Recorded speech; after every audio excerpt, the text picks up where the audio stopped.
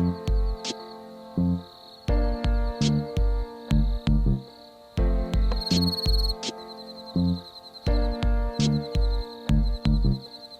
y'all.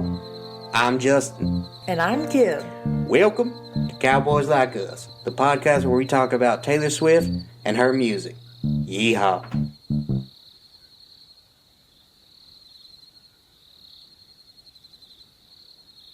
Welcome back to Cowboys Like Us, the only podcast with more honey than Winnie the Pooh. Oh, I feel sad for him. I mean, he still got a lot. I didn't take Winnie the Pooh's honey.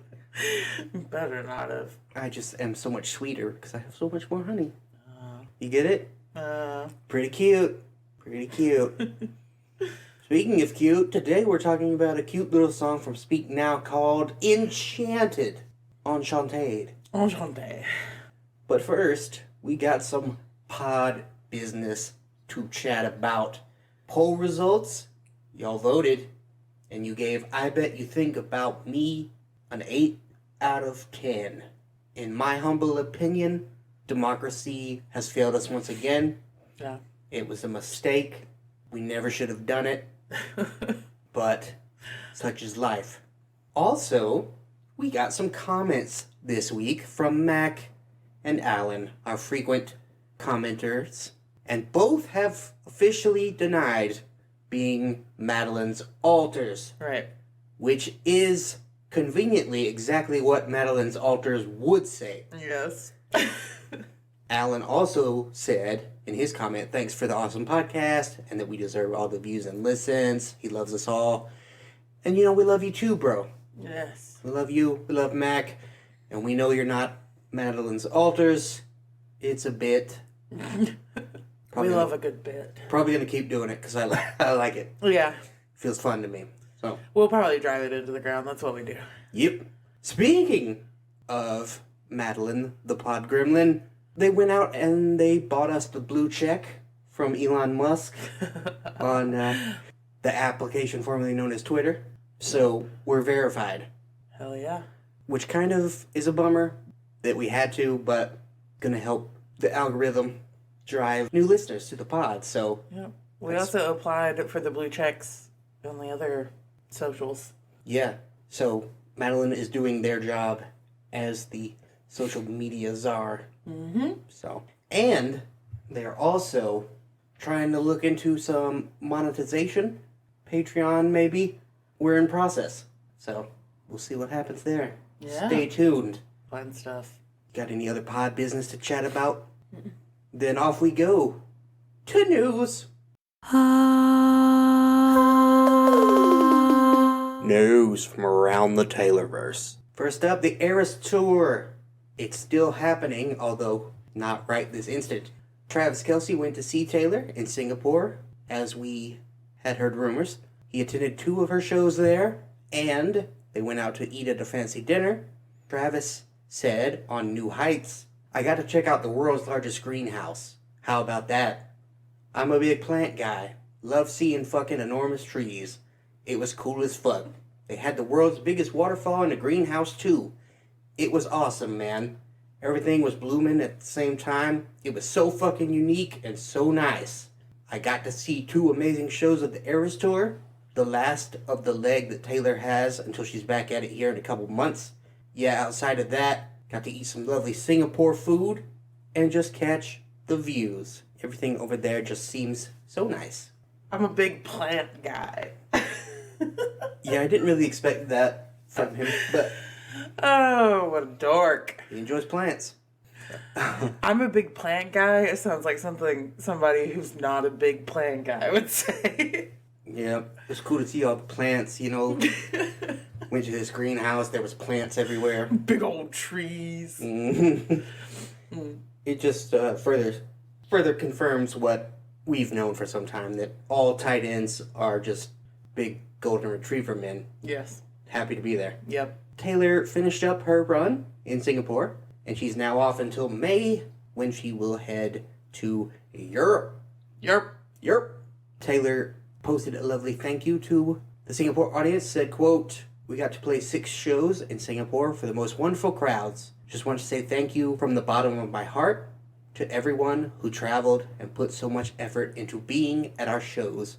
What an unforgettable way to end this leg of the tour. See you in May when we get back to the Eras Tour. In the meantime, I've got an album to release. Hell yeah. Tortured Poets Department coming out in April.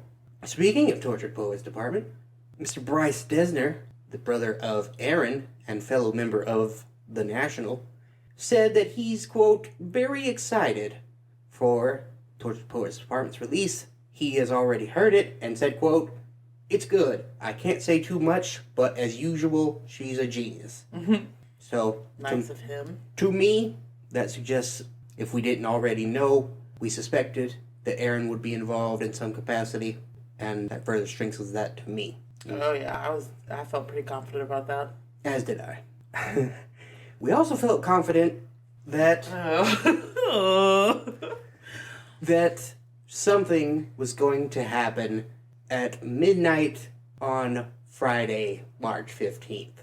And we thought that because the Eras Tour movie arrived on Disney Plus at 9 p.m. Central Time on Thursday the 14th, which meant that it would end at midnight.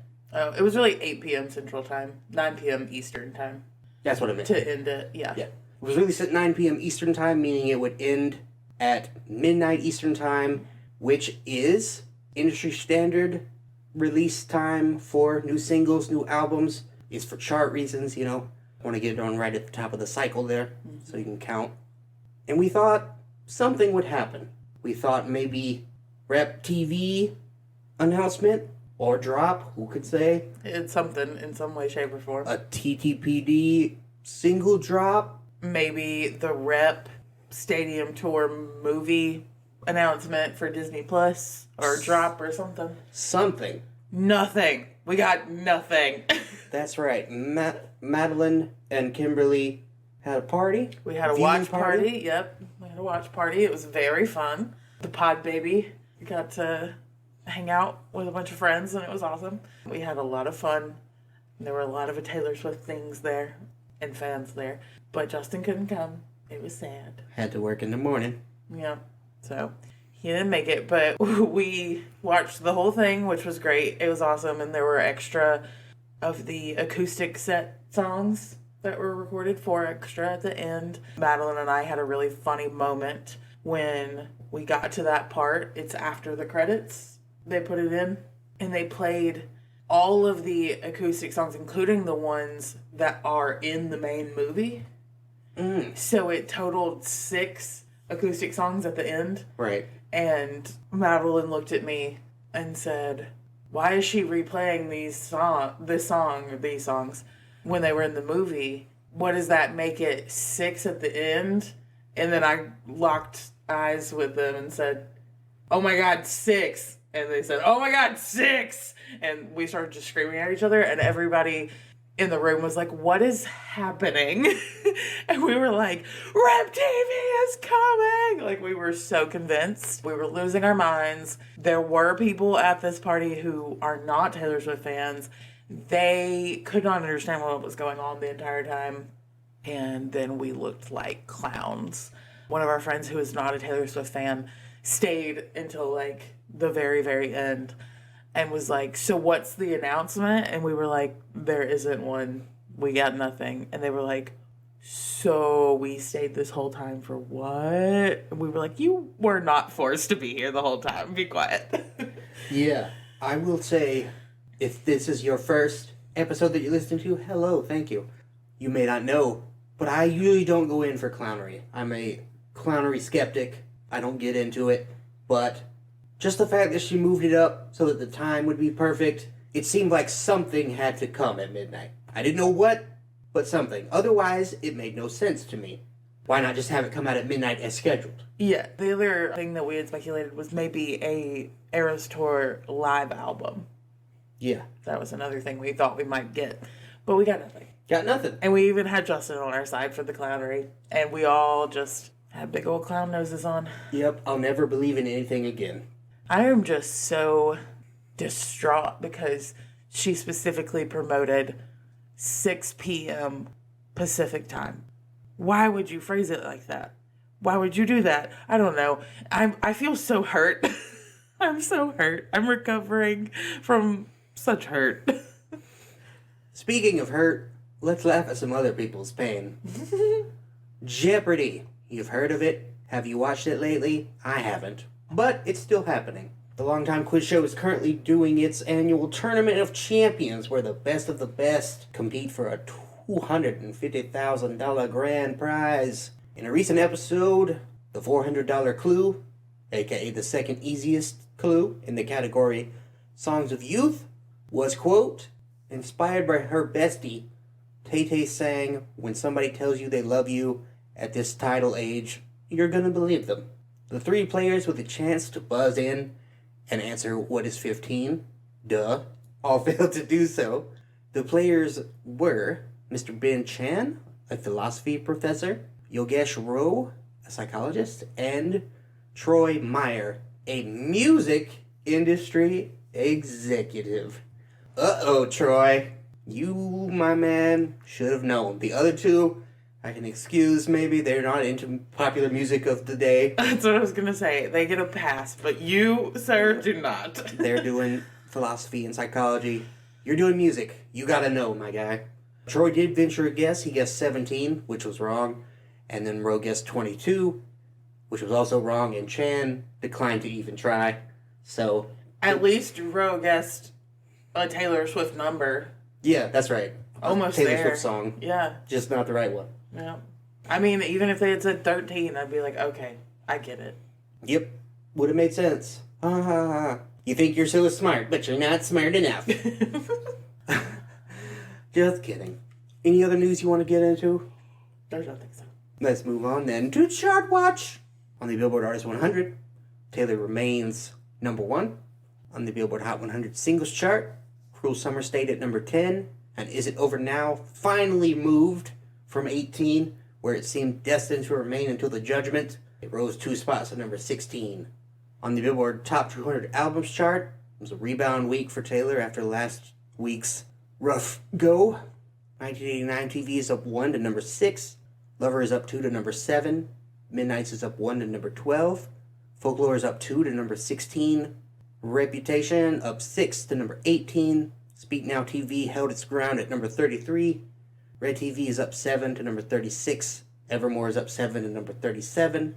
Fearless TV dropped 10 to number 73. And 1989 Stolen down 11 to number 81. Hey. So Fearless TV is the only bad thing Yeah. this week. But we can live with it. Yeah. Mostly positives. And also an additional positive of 1989 Stolen being down. Yep. So. And now, just when you thought the circus was closed for good after the Eras Tour blue balling, we're going back again. It's really more of a Swiftery lesson than a clown corner. That's what I was going to say. The only reason I feel okay about it is because it's more of a Swiftery lesson. But we're going to go to Kimberly's Clown Corner.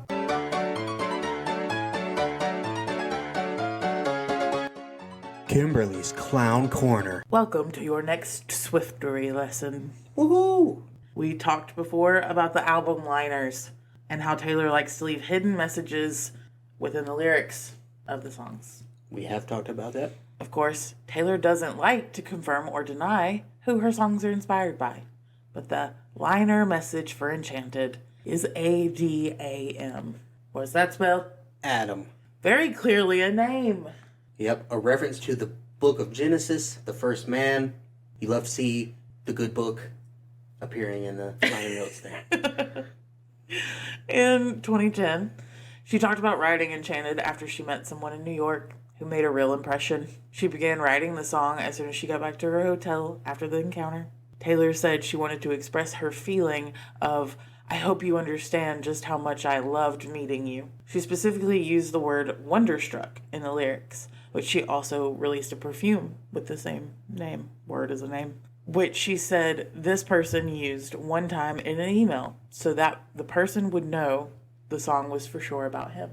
Mm-hmm. So she got as specific as she could and put it out there that, like, I used this word because I want you to know this song's about you. Right. Thinking about you. Wrote a song about you. This Perfume reminds me of you to smell. Exactly. That person is Adam Young. Now, who is this Adam Young person? Adam Young is also known as the musical artist Owl City. The band who wrote the song about the fireflies? Correct. Heard of it.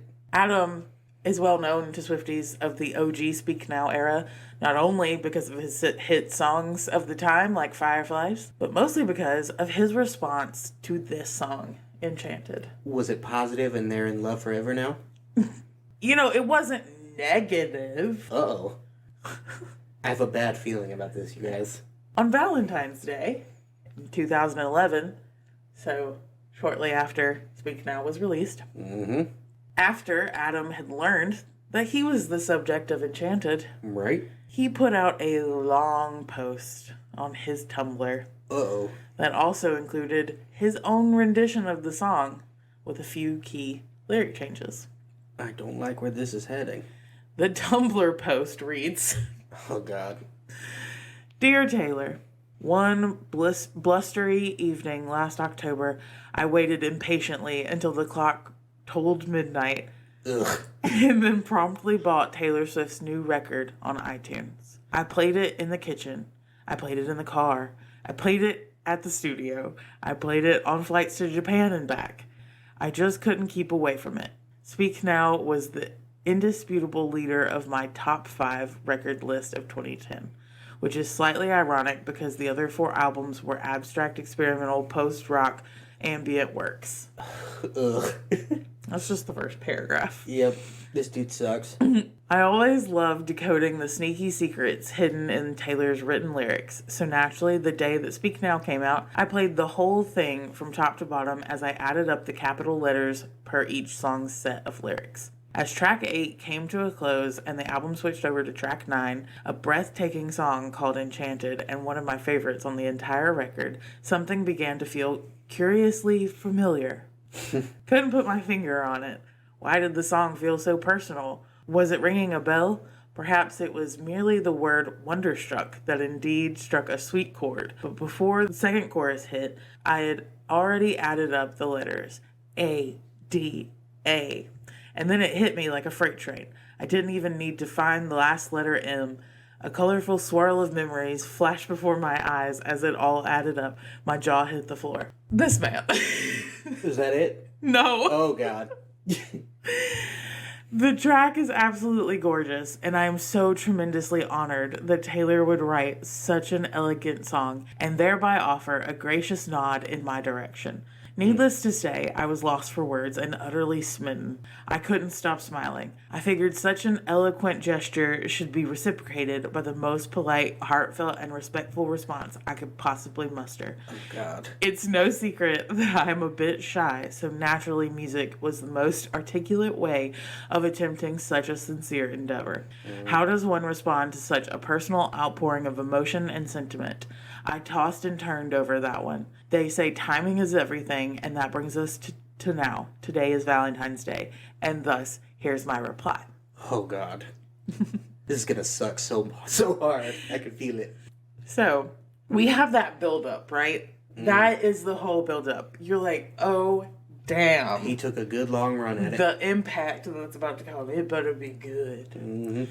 So, his rendition of the song, the video of it, also comes with yet another letter that reads, oh, my note here was, my man's really shooting his shot from all directions, hoping something would land. Yep.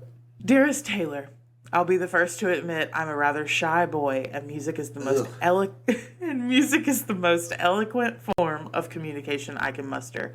I decided to record something for you as a sort of reply to the breathtaking song on your current record. This is what I wanted so badly to tell you in person, but could never quite put into words. Everything about you is beautiful. You're an immensely charming girl with a wonderful heart and more grace and elegance than I know how to describe. You are a true princess from a dreamy fairy tale, a modern Cinderella. I am terribly sorry it's taking me such a long time to reply, but I figured Valentine's Day was the perfect time to write this note to you and simply say, I was enchanted to meet you too. Love, Adam. Okay. This dude is cringe. I was gonna say, is anybody else's cringe factor just like off the charts right now? Mm-hmm. Because I didn't like reading any of that out loud. No, that was not good. Oh. So like I mentioned, there were some lyric changes, but most of the lyrics stayed original to Taylor's song. So he basically just re-recorded her song and then tweaked a little bit. So I won't go into all of the lyrics because obviously we're going to break those down here in a minute. Don't want to get repetitive. So the lyric changes are, in the chorus, he says, "Oh, Taylor, I was so enchanted to meet you too." Mm-hmm.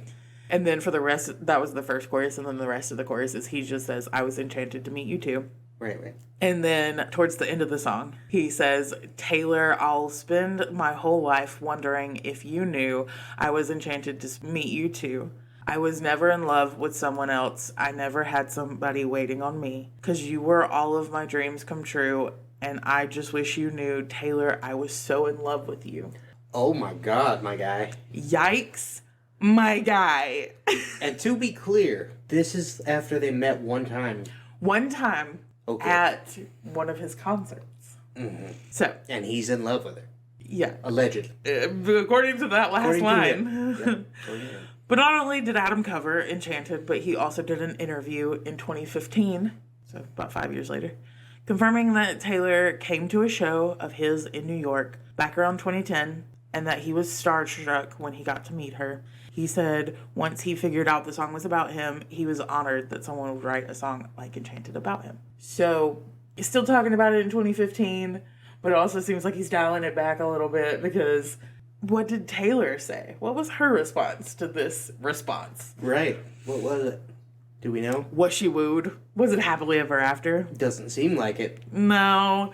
Garly ghosted him. Oof. In the same 2015 interview, he mentioned that she never responded, but that it was just a bit of fun for him anyway. And as far as we know, they've never hung out again. Despite him trying to play it off, I've never seen this kind of expression of quote-unquote love that was just for fun. Boy got his hopes up, came on too strong, and she got the ick. Yeah. Here's a little embarrassing tale from Justin's misspent youth. I once went on a date with a girl, and it was fine. You know, we went to it was in high school. Okay. Right. So yeah. we went to dinner, then went to a movie. All the typical things. Standard, you know, didn't even kiss or anything, I don't think. We just held hands, maybe. Oh. Yeah, that type of shit. And then we were texting that week after. Yeah. And I don't know what I thought I was doing. Yeah. I guess I thought I was gonna Romeo and Juliet some shit, you know? Really woo her with my words, like Adam tried to do. And I said, oh, you know, I was telling a story about something that had happened to me. I don't remember what it was. I was like, yeah, that was the best night of my life, except for the other night with you. Never heard from her again. Oh, no. That was it. That was it. Because she was like, it wasn't that great. It was just okay. Yeah. You know? What the hell is this? Calm down. This dude's gonna murder me. Yeah. And wear my skin like a coat. Dude's obsessed. Yep. I wasn't really. I just thought that was what you did. You know what I mean? Yeah. But I was in high school. Adam, I don't think, was in high school when he No, I'm pretty sure he was an adult. did all this. So he, despite calling himself a shy boy, was in fact a really socially awkward man. Yeah. Who, he got out ahead of his skis on that. Yeah. I don't know. I think that probably should have been like a text message or an email or something, not a public blog post with a rewrite of her song. Right. Yeah, there were ways to handle it, and he chose a way. Yeah. And it was a bad choice. Homest among us. Yeah. So, sorry for the cringe, but for all the Swifties who were not around when it happened originally, you're welcome, because that's how we all felt. Yep. I was not aware of all that, and now that I know, I am upset. So. Yeah. I was, I say even more aware. I mean, I was aware of it for more than one reason. So, like, at the time that this all happened, I was a Swiftie, but one of my best friends at the time was also just probably the biggest fan and only fan of Owl City ever. Sure. So he was kind of like, oh, did you hear about this with Taylor Swift? And I was like, what? You know. So I kind of got it from both directions. There you go. All right. Well, thank you for that horrifying story. You're welcome. Now let's move on to our song of the week. Enchanted was originally released on Speak Now back in 2010. Yes? Mm-hmm. 2010. We have learned that I'm unreliable with dates. Speak Now in 2010, and then, of course, we recorded for Speak Now TV last year. It was written by Taylor Swift, and the original version was produced by Taylor Swift and Nathan Chapman. Taylor's version produced by Taylor Swift and Christopher Rowe. Chart info, the original Enchanted peaked at number 75 on the Hot 100, and the Taylor's version peaked at number 19. Certifications, the original version is certified double platinum in Australia, platinum in New Zealand, and gold in the United States and the United Kingdom. And Taylor's version is certified gold in Australia. What has Taylor said about this song? Taylor said, quote, I wrote Enchanted about a guy who I was enchanted to meet, obviously. He was somebody that I had talked to a couple of times on email, and then I was in New York and went to meet him. I remember just the whole way home thinking, I hope he's not in love with somebody. I started writing that in the hotel room when I got back because it was just this positive, wistful feeling of, I hope you understand just how much I loved meeting you. Using the word wonderstruck in the lyrics was done on purpose because that was a word which that person used one time in an email, so I purposefully wrote it in the song so he would know. Well, Taylor, he received your message. That much we can say. What about the critics? Do they enjoy this song? The so-called music elite, the establishment, the tastemakers? The Guardian said, showcases Swift's instinct for capturing emotion with astonishing exactitude, right down to the dread sneaking in at the song's close. BBC Music called it a sunburst pop nugget that would brighten any daytime radio playlist. Radio used to be a thing, kids. Rolling Stone said, Swift's voice is unaffected enough to mask how masterful she has become as a singer. She even cops the Prince trick of duetting with her own filtered voice. Slant called it one of the highlights of Speak Now. Billboard said it's a completely unforgettable tune about unfulfilled wishes, secrets, and magical nights. In other words, it's a perfectly distilled T Swift. Yep. What about the fans? Do the fans also think it's so great? Are they enchanted to hear it? Rob Sheffield, Big Boy Rob, ranked at number 16 of 243. very high. 16 is my lucky number. He said, the moment where this bittersweet symphony leaps from a 9 to a 10, it comes at the 4-minute and 25-second point, when it feels like the song has reached its logical conclusion until the interior monologue voiceover Taylor beams in to whisper, please don't be in love with someone else. Yep. Please don't have somebody waiting on you in the final seconds for a coup de grace, right? Yep, coup de grace. She duets with herself. Indeed. And on r/Taylor Swift, they did Speak Now Taylor's version Survivor to determine the best song, and Enchanted tied for the top spot along with Long Live. They were co-number ones. That makes sense to me. Fair enough. Let's get into some lyrical analysis. Verse number 1. There I was again tonight, forcing laughter, faking smiles, same old tired, lonely place, walls of insincerity, shifting eyes and vacancy, vanished when I saw your face. All I can say is it was enchanting to meet you. So Taylor's out and about, having a bad time, but pretending to have a good time. Which, I mean, I've been there, bro. I've been there. Every time Justin goes out, that's how he feels. Pretty much, yep. I am sort of your classic introvert. I do not get strength from being out and about. I get strength from being at home, in my comfortable chair, with my wife and my baby, and that's it. So, I'm always faking when I'm at parties and such. But then, something changes. Taylor meets a gentleman who makes it all go away. Suddenly, she finds herself genuinely happy to be there.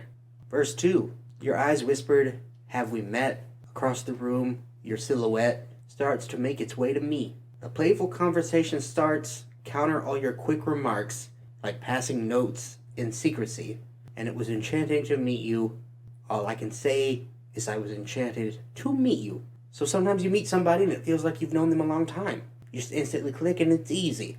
And when you meet someone like that, it's an exciting feeling. You know, you can just tell. You can feel it. There's a spark. You know, to quote Phil Collins, I can feel it coming in the air tonight. I was gonna try to jump in and take it from you. Yep, and that's what Taylor and Adam felt. They were like, oh my God, we were always meant to find one another and be in love. I was enchanted to meet you on our first date. I was too. I felt... To the point where I couldn't eat. It's true. Like the Blink-182 song. You make me nervous so I really can't eat. First Yep. date? Yep. Literally couldn't. Took my food home, sat in my bed, and talked to my mom about the date the whole night. And ate the food. Yeah, I felt it too. I felt like I'd known you. You know, it was easy. We were just clicking. I thought it was encouraging. And it turned out, unlike Taylor and Adam. I was going to say, worked out for accurate. us, didn't turn out for them. Yep. I had learned some lessons by then, so I didn't come on like a crazy person. Although I did still come on pretty strong. Yeah, we've talked about We've that talked before. about it. Yep. Chorus number 1. This night is sparkling. Don't you let it go. I'm wonderstruck, blushing all the way home. I'll spend forever wondering if you knew I was enchanted to meet you. Pretty sure that he does know after you put this song out and you make it very clear. Yeah. And indeed, he did know. And you so specifically want him to know that the song's about him. He knows. Yeah, so you didn't have to spend forever wondering because it became apparent. Verse number 3. The lingering question kept me up. 2 a.m., who do you love? I wonder till I'm wide awake, and now I'm pacing back and forth. Wishing you were at my door, I'd open up and you would say, hey, it was enchanting to meet you. All I know is I was enchanted to meet you. Taylor is worried that this dude she met already has someone that he's in love with, you know? She doesn't want it to be. She wants him to be in love with her and to come to the door and say, hey girl, let me sweep you off your feet real quick, you know? And then it's another evidence of Taylor's insomnia. We've talked about it. Midnights, the album is basically about it. She has a lot of late nights, thinking her thoughts that won't let her sleep. She imagines that he feels the same, and he'll show up at the door, to be young and full of fantasies. It turned out that he was down, you know. Said I would have shown up at your door if I didn't find out like months later. Yeah, it turned out that the fantasy is sometimes better than the reality. I think that is the true lesson to learn from this whole thing. I think so. Chorus number 2. This night is sparkling, don't you let it go. I'm wonderstruck, blushing all the way home. I'll spend forever wondering if you knew. This night is flawless, don't you let it go. I'm wonderstruck, dancing around all alone. I'll spend forever wondering if you knew I was enchanted to meet you.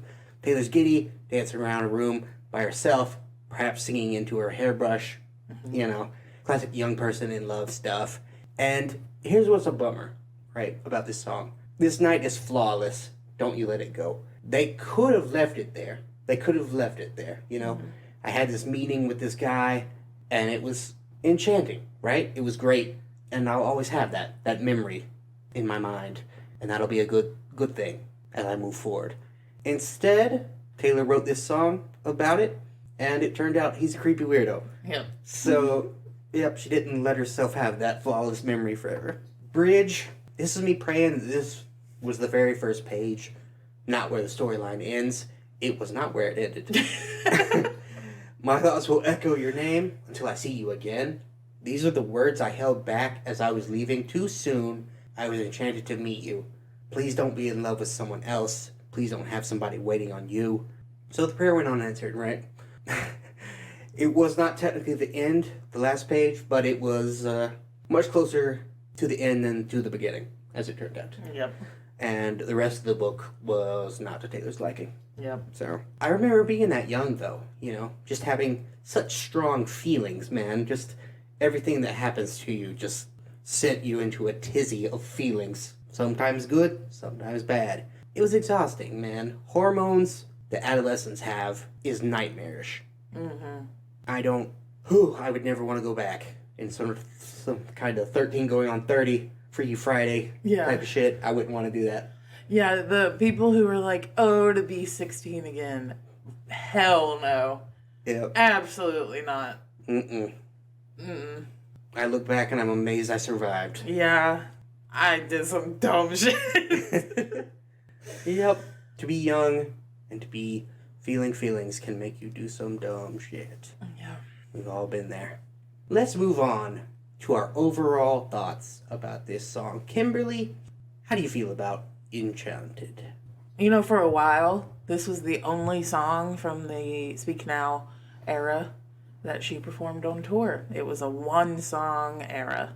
Mm-hmm. Then she went on to add Long Live once she released Speak Now, Taylor's version. But I think that Enchanted was chosen as the one song for that era because this feels like the foundation of the entire era. You know, I know it's called Speak Now, but the song Speak Now doesn't quite fit the actual feeling of the album I think that's fair to say. as much as like this song does. The emotional centerpiece. Yeah. Well, Yeah, it does a better job evoking the feelings she was shooting for than the era's namesake. mm. It's such a big song, and its strongest opponent on the album is Long Live, but I still think this song comes out on top. And actually, fun fact, Taylor almost named the album Enchanted until Big Machine said, nah. So it kind of was supposed to be. That's why it feels like it is. They didn't like Enchanted as a name, but They chose Speak Now. Yeah. Okay. I don't know why. I haven't seen the justification, but Yeah. it was supposed to be Enchanted. That's why the song feels so big. And then they were like, nope. There was that movie Enchanted. Did it come out around that time? Was it already out? Were they Yeah. worried about that? It would have been right around this time, so it may have come out like in 2010. Maybe that was Yeah. something they were thinking about. I don't know. For me, it's a good song. I think sometimes songs are just longer than they really should be. And I think this is one of those cases. I think it would be a better, stronger song if it was a minute or two shorter. This is like a 6-7 minute song, right? Yeah, it's like six something. This was her longest song until All Too Well came out. Mm-hmm. And yeah, I just don't think it has enough hooks to really carry it that far, in my opinion. I think it would be stronger if it was shorter. But my favorite part is the Please Don't Be in Love with Someone Else bit. Mm-hmm. It's the strongest hook to me. And it did not initially make me think of Prince when I heard it, but after Rob said it, I see it now that he mentions it. I definitely see that. And maybe that's why I like it. The song, like you say, does feel big, and that's something I like. I vibe with Florence and the Machine for that very reason, because they are prone to big, anthemic songs. But this one takes longer to build to the bigness. You know, it builds and it builds and it builds and it builds, and then it doesn't stay big long enough for me, right? It's mostly build, and I want a little bit more of that bombast throughout. Right. You know what I mean? And when it does come, it's big, but it's not as big. It's like At the Bridge. Yeah, it's not quite as big as I'd like. Yeah. Like, with this much build, I need a bigger punch, and Yeah. it just doesn't quite get there for me. I get that. So, let's move on to ratings. For anyone who doesn't know, we rate every song on a 1 to 10 scale. 1 is very bad, 10 is very good, and 5 is very middling. Kimberly, what do you give Enchanted? You know, I'm kind of aligned with Rob in his rating. Although he said that this goes from a 9 to a 10 for him. Right? It's just a 9 for me. Ooh. It's an amazing, beautiful, stunning song. So then, this is probably the best song on Speak Now for you. Yeah. That means then that there are no 10s on Speak Now for you. Is that fair to say? I think that is correct. Let me double check my chart real quick and I will tell you for sure because I have a little box that tells me how many 10s I have on each album. Oh, no. I do have 110 on Speak Now and it's not this song, but I still feel like this song is. This song is the epitome of the album, but I have a 10 that wasn't on the original album. Oh, okay. Yeah. So it's a vault track or a bonus track? Exactly. Yeah, okay. Well, we'll find out what that is one day. But for Yeah. now, can really give it a 9. Yeah. Do have a 10. It's not this song. But the other song, I do not feel like this is a peek into what it is. I do not feel like the other song that I rated a 10 fits into this era. It doesn't feel like a song of this era. Yeah, it's the one about having sex up against the wall. I forget what that one's called. I can see you.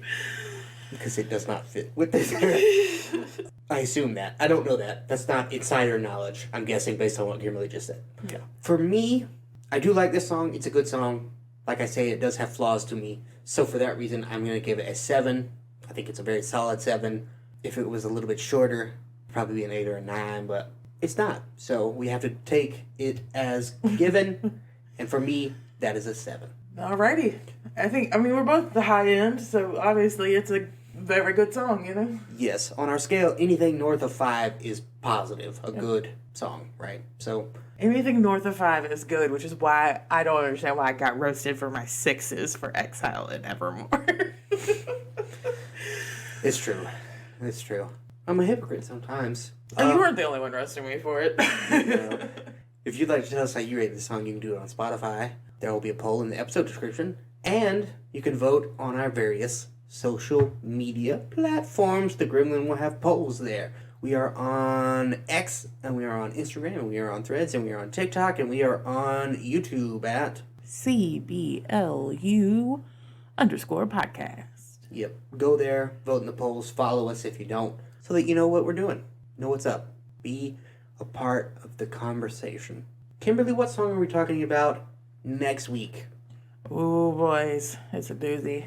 Now That We Don't Talk. That's right. Now That We Don't Talk. One of the 2 very spicy tracks from the 1989 vault. Is this the first one from the vault?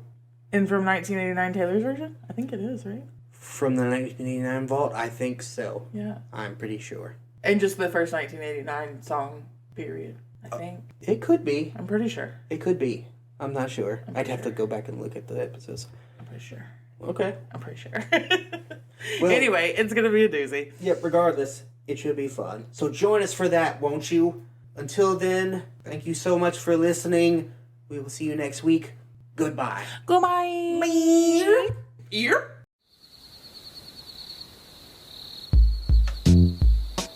Pod Gremlin Maybe here. Thanks for listening to Cowboys Like Us. Follow us on all platforms at CBLU_podcast. You can find us on Instagram, X, the zombie Twitter, TikTok, and Threads. We're now posting our episodes on YouTube. Head over there and like and subscribe. All of these links can be found in our link tree in the episode description. Thanks for supporting the pod. Y'all come back now, you hear?